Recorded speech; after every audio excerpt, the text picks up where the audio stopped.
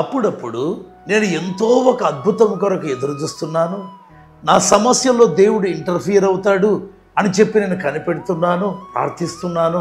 అయితే ఈ అద్భుతం ఎప్పుడు జరుగుతుంది? అప్పుడప్పుడు ఇలాంటి ప్రశ్నలు మన మదిని తొలిచివేస్తూ ఉంటాయి. దేవుని వాక్యంలో గమనిస్తే న్యాయాధిపతులు 4వ అధ్యాయం 3వ వచనంలో ఇశ్రాయేలీయులు కనానీయులకు 20 సంవత్సరాలు దాసులైపోతారు. 20 సంవత్సరాలు బైబిల్లో వ్రాయబడింది. ఇక తట్టుకోలేక వారు దేవునికి మొరపెట్టడం ప్రారంభించారు. దేవా, కనాను దాసత్వము నుంచి మమ్మల్ని విడిపించు, కనాను రాజైన యాబీను చేతి నుంచి, అతని సేనాధిపతి సీసెరా చేతి నుంచి మమ్మల్ని విడిపించు అని ఇశ్రాయేలీయులు మొరపెట్టడం ప్రారంభించారు. దేవుడు కరుణించారు. న్యాయాధిపతులు 4వ అధ్యాయం 14వ వచనంలో గమనిస్తే దెబోరా ఒక మాట పలుకుతుంది. బారాకును చూచి, లెమ్ము, యెహోవా నీ శత్రువును నీ చేతికి అప్పగించిన దినం ఇదే.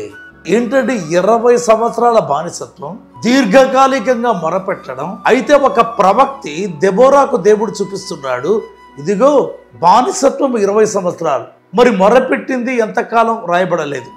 కానీ దేవుడు అంటాడు ఆ ప్రవక్తి దెబోరాతో ఆ రోజు వచ్చింది అన్నాడు. అంటే ఏంటండి, దేవుడు అద్భుతం చేసే దినం ముందే నిర్ణయం అయిపోయిందా? Of course. నియమించబడిన దినములలో ఒకటైనా కాకమునుపే నా దినములనియు నీ గ్రంథములో లిఖితములాయను అని వ్రాయబడింది.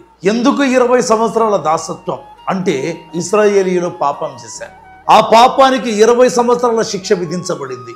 ఇప్పుడు దేవుడు అంటాడు, ఇదిగో అద్భుతం జరిగే దినం, నీ పోరాటంలో జయం వచ్చే దినం వచ్చింది, ఆ దినం ఇదే అన్నాడు. ఇంతకు ఎప్పుడు వస్తుందండి?